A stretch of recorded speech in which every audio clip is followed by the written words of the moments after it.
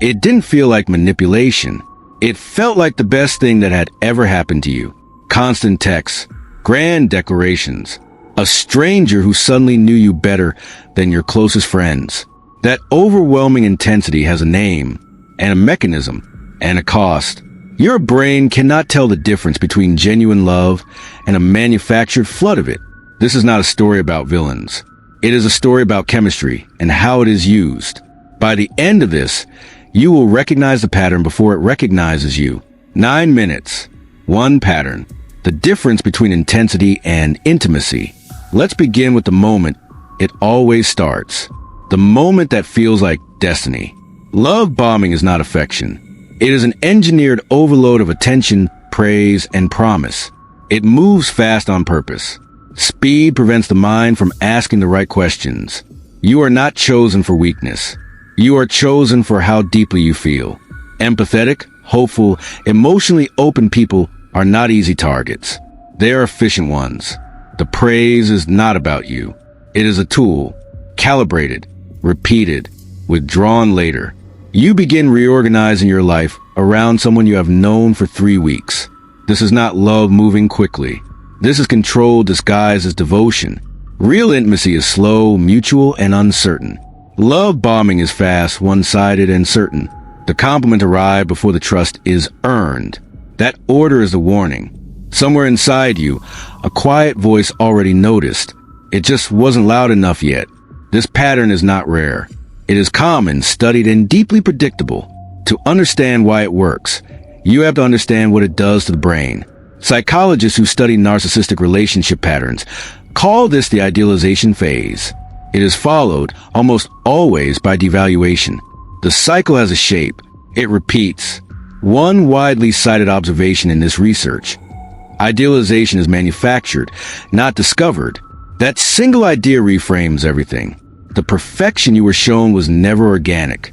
It was built, deliberately, to create attachment before you had reason to trust it. This knowledge is for protection, not destruction. Understanding the mechanism does not make you cynical. It makes you accurate. Now, the 4 mechanisms behind love bombing. Each one rewires something specific. Intense early attention triggers a flood of dopamine. The brain registers it as reward. Oxytocin follows. The bonding hormone, releasing faster than trust has actually been earned. This is the same reward pathway activated by addiction. That comparison is not exaggeration. You are not weak for feeling it intensely. Your biology is doing exactly what it evolved to do. The danger is not the chemistry.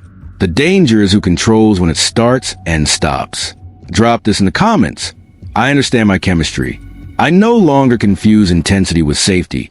Chemistry explains a pull. It does not excuse what someone chooses to do with it. Love bombing rarely targets the guarded.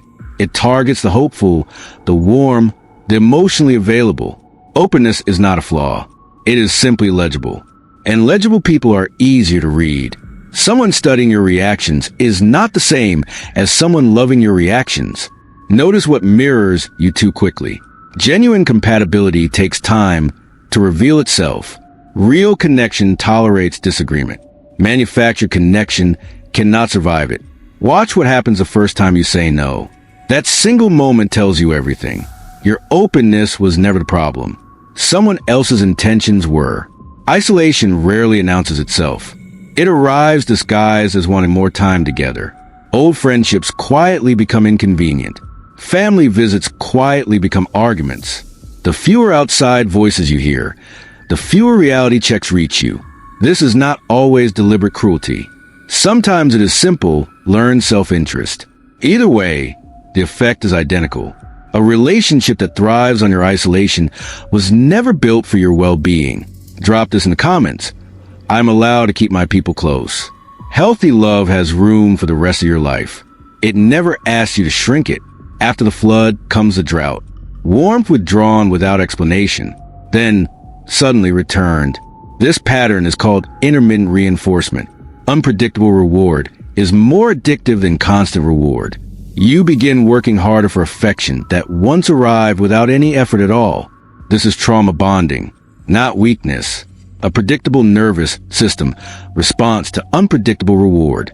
The relief you feel when warmth returns is not proof of love. It is relief from withdrawal. Stable love does not require withdrawal to feel meaningful. It is simply consistently present. Notice the rhythm, not just the moment. Patterns tell the truth that single instances hide. Once you see the rhythm, the spell weakens. Awareness is the first form of freedom. Eventually, the same traits once celebrated become the ones quietly criticized. What was once so passionate becomes too much. What was once so caring becomes needy. This shift is not your failure. It was always the second half of the same design. You start apologizing for things that never required an apology before. Confusion is the point. A confused mind stops trusting its own conclusions. Drop this in the comments. My confusion was never proof that I was wrong. The version of you that felt secure at the start still exists. It was never erased. Intelligence does not protect you here.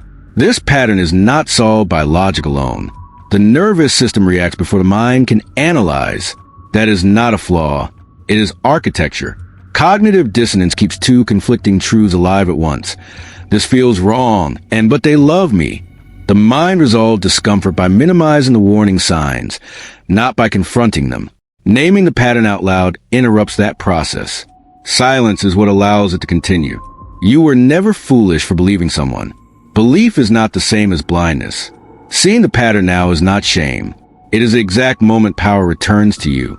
Real intimacy is built slowly, through consistency, not through overwhelming grand gestures. It tolerates boredom. It survives disagreement. It does not require constant proof to stay steady.